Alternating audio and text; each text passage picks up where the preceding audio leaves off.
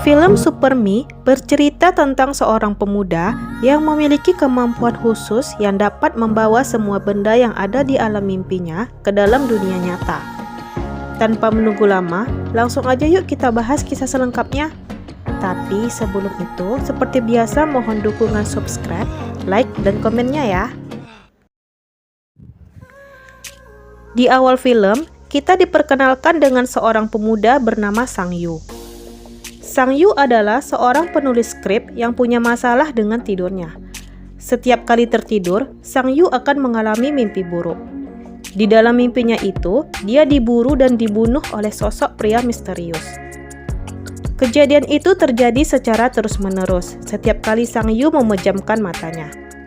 Mengalami sakit yang luar biasa membuat Sang Yu tidak berani memejamkan matanya. Hal itu membuatnya mengalami insomnia parah. Pekerjaannya menjadi berantakan. Uang tabungannya terkuras habis karena biaya konsultasi dengan dokter, psikiater, dan orang pintar. Namun hasilnya tetap nihil. Mimpi buruk Sang Yu justru semakin parah. Sang Yu bahkan tidak mampu membayar uang sewa apartemennya yang berbulan-bulan tertunggak. Setiap kali si pemilik menagih, Sang Yu kabur melalui jendela. Di depan gedung apartemennya, ada seorang bapak tua penjual martabak. Karena kelaparan, Sang Yu berniat membeli martabak itu. Namun uangnya hanya cukup membeli martabak tanpa telur. Di depan gedung itu juga terdapat sebuah kafe bernama Cafe Flower. Pemiliknya adalah seorang gadis bernama Hua. Dia naksir dengan Hua, tapi dia tidak berani mengungkapkan perasaannya itu. Melihat penampilan Sang Yu yang lusuh, Hua menjadi kasihan. Dia menambahkan telur dalam martabak yang dipesan oleh Sang Yu secara gratis. Saat bersiap-siap ingin menyantapnya, tiba-tiba Sang Yu dihampiri oleh seorang pria bernama Sanji. Kemudian Sang Yu lari, tapi Sanji berhasil menangkapnya. Lalu dia membawanya makan di sebuah restoran. Sanji adalah rekan kerja Sang Yu. Dia menagih skrip yang belum juga siap ditulis oleh Sang Yu. Padahal dia sudah menerima bayarannya. Uangnya tersebut Sang Yu habiskan untuk biaya pengobatannya. Sang Yu menceritakan masalah mimpi buruk yang dialaminya. Tetapi Sanji justru menganggapnya kalau Sang Yu gila dan banyak alasan. Sanji memberi waktu 10 hari agar Sang Yu menyelesaikan naskahnya. Lalu Sang Yu pulang. Bagaikan jatuh tertimpa tangga, Sang Yu juga sampai diusir dari apartemennya. Semua barang-barangnya dikeluarkan. Di sebuah kafe, Sang Yu mencoba menyelesaikan naskah yang ia tulis, tapi Sang Yu tidak bisa fokus menulis karena sedang kelaparan. Sang Yu berniat mengambil makanan sisa yang ada di meja lain, tapi tiba-tiba seorang pria lebih dulu memakan sisa makanan itu. Setelah itu, pria itu berubah menjadi bayangan dan mencekik Sang Yu dengan sebuah rantai besar. Dalam kesakitan, Sang Yu meronta-ronta melepaskan diri. Lalu, tiba-tiba Sang Yu terbangun. Ternyata dia hanya bermimpi, dan pria itu adalah sosok misterius yang selalu menyiksanya. Sang Yu menyadari semua barang-barangnya telah hilang dicuri termasuk laptopnya. Yang tertinggal hanya HP yang kebetulan tersimpan di koceknya. Lalu dia mengirim pesan kepada Sanji. Dia meminta maaf karena tidak bisa menyelesaikan naskahnya. Sang Yu semakin putus asa. Dia bahkan tidak bisa lagi membedakan antara kenyataan dan mimpi. Lalu dia naik ke atas gedung berniat untuk mengakhiri hidupnya. Ketika Sang Yu mencoba untuk melompat, si pak tua penjual martabak menawarkan martabak telur gratis kepadanya. Mendengar itu, Sang Yu membatalkan niatnya dan memakan martabak itu dengan sangat lahap. Lalu, si pak tua bertanya masalah besar apa yang dihadapi oleh Sang Yu sampai memutuskan untuk lompat dari gedung. Dengan menangis, Sang Yu menceritakan masalah mimpi buruk yang dihadapinya. Kemudian, pak tua itu memberinya nasihat.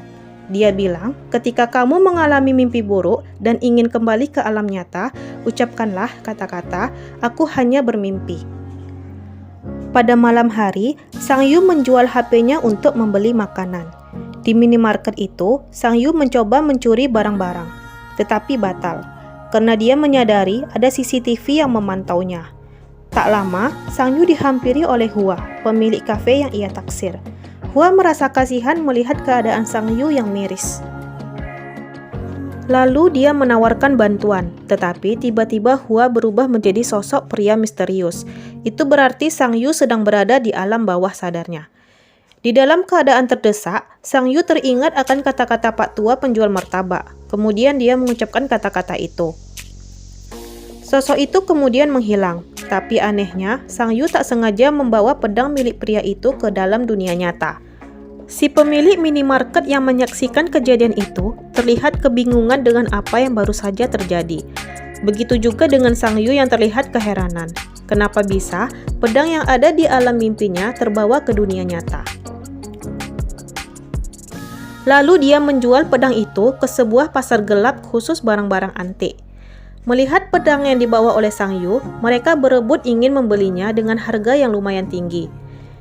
Dari sini Sang Yu sadar kalau pedang yang dia bawa adalah benda yang bernilai jual tinggi. Kemudian, dia menjualnya ke tempat pegadaian barang antik yang resmi. Di sana, pedang itu laku terjual seharga 20.000 yuan. Sang Yu kemudian menggunakan uang itu dengan makan di restoran mahal, membeli pakaian mewah, laptop, dan menyewa kamar hotel bintang 5. Penampilannya yang lusuh berubah menjadi lebih rapi. Kalau sebelumnya Sang Yu takut untuk tidur, sekarang dia justru dengan sengaja menelan pil tidur untuk membantunya tertidur dan bermimpi. Di alam mimpinya, Sang Yu terbangun di ruangan tengah hotel itu. Seperti biasa, sosok misterius itu kembali memburu dan menyiksanya. Setelah bergelut dan merasakan sakit yang luar biasa karena tertikam, Sang Yu berhasil merampas kampak itu dan membawanya kembali ke alam nyata. Lalu, ia menjualnya lagi. Si pembeli sudah mulai penasaran dari mana Sang Yu mendapatkan barang-barang berharga tersebut. Lalu, Sang Yu menggunakan uangnya untuk berfoya-foya, mabuk-mabukan, ditemani dengan gadis-gadis yang cantik. Dalam keadaan mabuk, Sang Yu tertidur. Kali ini, dia memegang sebuah majalah tentang museum. Di alam mimpinya itu, Sang Yu berada di sebuah museum barang antik mewah. Tak lama, ia diburu lagi oleh sosok pria misterius itu. Akibatnya, Sang Yu terluka parah sampai dia tidak mampu membawa benda ikut bersamanya. Kemudian, dia memutuskan untuk bangun, meminum pil tidur, dan kembali lagi ke alam bawah sadarnya. Dengan tenaganya yang sudah kembali pulih, Sang Yu berhasil membawa 2 benda. Si pembeli barang-barang itu berusaha mengorek informasi dari mana Sang Yu mendapatkan benda-benda bernilai jual tinggi itu. Tapi sayangnya, Sang Yu tidak sebodoh itu untuk membuka mulut. Di tempat lain, Sanji berhasil menemukan Sang Yu. Melihat Sanji, Sang Yu mencoba untuk kabur. Kemudian, dia melihat tampangnya di depan kaca. Dia sadar kalau kini dia bukanlah penulis lagi. Lalu, dia membawa Sanji ke sebuah restoran mahal. Lalu dia memberi Sanji uang sebesar 20.000 yuan, 4 kali lipat lebih besar dari hutangnya. Sanji terlihat heran bagaimana dia bisa sukses dalam waktu cepat. Keesokan harinya, Sang Yu pergi menemui Hua di kafenya. Lalu ia memesan segelas kopi. Tak lama, dia memberanikan diri mengajak Hua bicara. Sang Yu bertanya kepada Hua ingin menjual kafenya. Hua bilang kalau kafenya selalu rugi karena sepi pelanggan. Lalu Sang Yu bertanya berapa harga kafe tersebut. Sang Yu sepertinya berniat untuk membelinya. Malam harinya, Sang Yu curhat tentang Hua kepada Sanji sambil minum-minum. Setelah itu, Sanji mengantar Sang Yu yang tengah mabuk berat ke kamar hotelnya. Sanji yang penasaran mencoba mencari tahu dari mana kekayaan Sang Yu berasal. Tapi yang dia temukan hanyalah sebuah buku promo tentang emas. Lalu, tiba-tiba Sang Yu meronta-ronta dalam tidurnya. Tak lama, dia terbangun dengan membawa sejumlah emas di kedua tangannya. Dari sini Sanji akhirnya tahu kalau Sang Yu memiliki kemampuan super. Dan dari kemampuan itulah dia menjadi kaya raya. Keesokan harinya, Sang Yu membeli kafe Hua. Dia menyuruh Hua untuk tetap menjalankan bisnis kafenya dengan keuntungan dibagi 2. Lalu, Hua bertanya kepada Sang Yu apakah dia punya waktu. Malam harinya, Sang Yu mengajak Hua dinner di sebuah restoran mahal. Di sana, Hua menjelaskan kalau dia tahu tujuan Sang Yu membeli kafenya. Pada tengah malam, Sang Yu kembali tidur. Tapi kali ini ada Sanji yang bertugas menjaganya selama dia berpetualang di alam bawah sadarnya. Di alam mimpi, Sang Yu berada di sebuah tempat penyimpanan uang. Kali ini, Sang Yu mengalahkan sesuatu itu dengan mudah. Sang Yu juga punya kekuatan baru yang mampu menggerakkan benda-benda. Lalu, Sang Yu kembali ke alam nyata dengan 2 tas besar penuh uang. Keesokan paginya, terlihat Hua kewalahan melayani pengunjung yang memadati kafenya. Pantas saja, Sang Yu sengaja memberi uang kepada pengunjung yang mau singgah. Hal itu bertujuan agar Hua bisa kembali bersemangat menjalankan bisnis kafenya. Sang Yu juga melihat Pak Tua berjualan roti yang menolongnya waktu itu. Tak lama kemudian, tiba-tiba gerobak Pak Tua itu kejatuhan uang pemberian dari Sang Yu. Malam harinya, Sang Yu mengantar Hua pulang.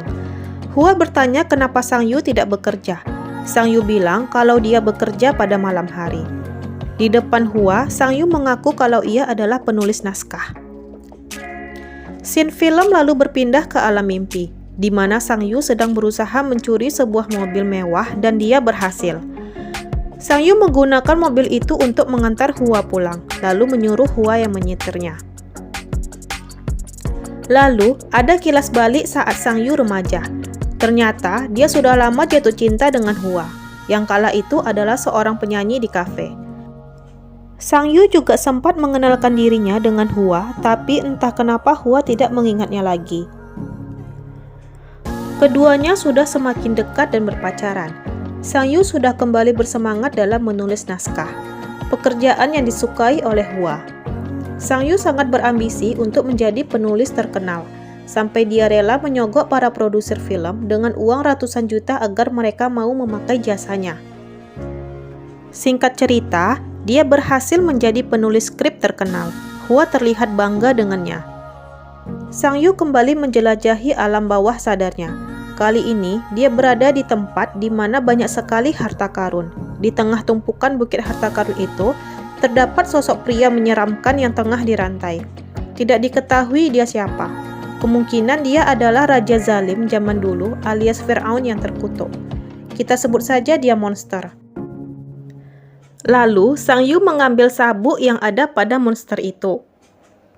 Secara perlahan, tubuh monster itu menghilang berubah menjadi abu.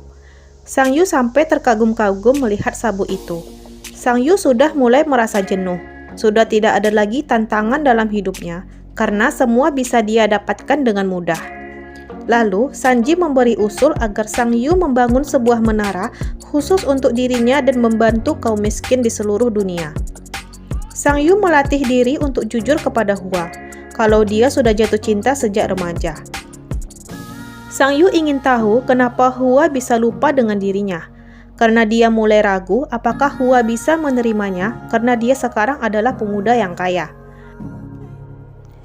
Lalu tiba-tiba sebuah pedang menancap di dadanya, tapi tidak terlihat. Pria misterius yang selama ini menyiksanya di alam bawah sadar. Sang Yu mulai khawatir bagaimana sosok itu bisa menyerangnya di alam nyata. Dia mulai ragu apakah sebenarnya hidupnya selama ini adalah sebuah mimpi. Lalu Sanji datang dan melihat Sang Yu yang sedang galau. Sang Yu bilang kepada Sanji apakah dia akan menerima balasan atas semua yang sudah diambil. Sanji terlihat kebingungan dengan semua ucapan Sang Yu. Saat ingin tidur, Sanji datang seperti biasa untuk mengawal Sang Yu yang ingin masuk ke alam mimpinya. Tapi Sang Yu bilang kalau dia hanya ingin tidur sendirian malam ini. Sang Yu mencoba beristirahat secara normal. Tapi tetap saja dia mengalami mimpi buruk seperti biasanya. Sang Yu berada di atas sebuah gedung pencakar langit. Di sana, dia bertemu dengan pria misterius yang menyerangnya. Sang Yu kaget mengetahui kalau sosok pria itu adalah dirinya sendiri yang perlahan-lahan hilang menjadi abu. Lalu, Sang Yu terbangun dengan bekas luka, akibat serangan yang dialami selama ini dan di alam bawah sadarnya. Anehnya, bekas luka itu juga ikut terbawa ke alam nyata. Sama halnya seperti benda-benda yang selama ini ia curi. Keesokan harinya, saat ingin menemui Hua di kafe, Sang Yu kembali mengalami serangan misterius yang sama. Lalu tiba-tiba Sang Yu diculik dan dibawa menggunakan van. Ternyata yang menculiknya adalah anggota gangster. Ketua gangster itu bernama Qiang. Salah satunya adalah pria yang terlihat di Pegadaian. Sang Yu menawarkan 10 juta dolar agar Qiang melepaskannya dan jangan pernah mengganggunya lagi. Qiang setuju dengan tawaran itu. Tak lama berselang, Sanji mengantarkan uang itu kepada anak buah Qiang. Setelah uang itu ada di tangan mereka, tiba-tiba Sanji juga ditahan bersama dengan Sang Yu. Lalu Qiang mengecek HP milik Sang Yu. Diketahui kalau uang di rekeningnya berjumlah lebih dari 300 juta dolar. Qiang merasa tebusan 10 juta dolar terlalu sedikit. Qiang menginginkan lebih dari itu. Sang Yu bilang kalau hidupnya tidak akan lama lagi, baginya uang tidak penting. Kemudian Sang Yu membawa Qiang ke rumahnya. Setelah itu, Sang Yu membawa anggota gangster itu ke dalam ruangan rahasianya, yang terdapat banyak sekali harta karun yang dia kumpulkan selama ini. Tak lama, Hua datang menemuinya. Melalui monitor suara, Sang Yu memaksa Hua agar segera pergi dari tempat itu. Tapi Hua tetap masuk. Akibatnya, dia juga ikut disandra oleh Qiang. Melihat Hua dalam bahaya, Sang Yu bilang kalau dia masih bisa mendapatkan lebih banyak harta lagi asal Qiang melepaskannya. Qiang yang dari awal sudah penasaran berniat mencari tahu seperti apa pekerjaan Sang Yu yang sebenarnya. Situasi berubah menjadi kacau. Lalu Sanji terbangun kemudian menyerang mereka. Sementara Sang Yu tertikam saat berusaha melepaskan diri. Lalu Qiang mengeluarkan pistolnya. Beruntung Sang Yu, Hua, dan Sanji sudah berhasil keluar dari ruangan itu. Keadaan Sang Yu sudah semakin sekarat. Dia bahkan tidak mampu berjalan lagi. Tak lama berselang, anak buah Qiang memburu mereka. Sanji berusaha menghalangi mereka agar Hua bisa menyelamatkan Sang Yu melarikan diri naik ke atas. Akibatnya, Sanji tewas di tangan anak buah Qiang. Lalu, Sang Yu mencoba melawan salah satu anak buah Qiang yang bertubuh besar, namun gagal. Sang Yu justru semakin sekarat. Lalu, tiba-tiba Sang Yu kembali ke alam bawah sadarnya. Berada di sebuah istana batu yang telah usang dan menjadi puing-puing. Lalu, ada kilas balik. Menunjukkan proses dari Sang Yu miskin hingga menjadi kaya raya seperti sekarang. Lalu, Sang Yu mulai menyadari kalau semua yang dialami adalah balasan dari keserakahannya selama ini, menggunakan kekuatannya untuk memperkaya diri. Sang Yu berusaha kembali ke alam nyata dengan mengucapkan kata, "Aku hanya bermimpi," tapi tidak berhasil. Dia terjebak di alam bawah sadarnya sendiri. Tak lama berselang, Sang Yu berubah menjadi sosok monster yang sabuknya dia curi. Lalu, dia memecahkan dinding batu yang menghalanginya untuk masuk ke alam nyata. Tak lama, monster itu berhasil masuk ke dunia nyata, lalu menyerang dan membunuh Qiang dan anak buahnya. Pada saat yang bersamaan, Sang Yu juga sudah kembali ke alam nyata. Kemudian, monster itu mendekati Hua dan berniat untuk membunuhnya. Lalu, Sang Yu mengucapkan kata, "Aku hanya bermimpi," dan tiba-tiba Sang Yu kembali ke masa lalu. Secara bersamaan, benda-benda yang ia jual selama ini juga ikut lenyap. Karena Sang Yu kembali pada saat dia berada di depan minimarket, ketika Hua berniat untuk menolongnya. Dari sini, Hua membantu Sang Yu menata hidupnya kembali, menjalani kehidupan yang normal seperti biasanya. Sang Yu berhasil sembuh dari masalah tidurnya. Pekerjaannya sebagai penulis naskah juga semakin membaik. Suatu hari, Sang Yu membeli martabak si Pak Tua. Lalu Pak Tua itu mengembalikan uang yang sebelumnya diberikan oleh Sang Yu. Ternyata Pak Tua tersebut juga pernah mengalami apa yang dialami oleh Sang Yu, menukar jiwanya demi kekayaan. Menyadari itu, Sang Yu terlihat kebingungan dan film pun berakhir. Oke, sekian alur cerita dari film Super Me. Kalau ada request alur cerita film lain, silahkan komen di bawah ya. Bye-bye.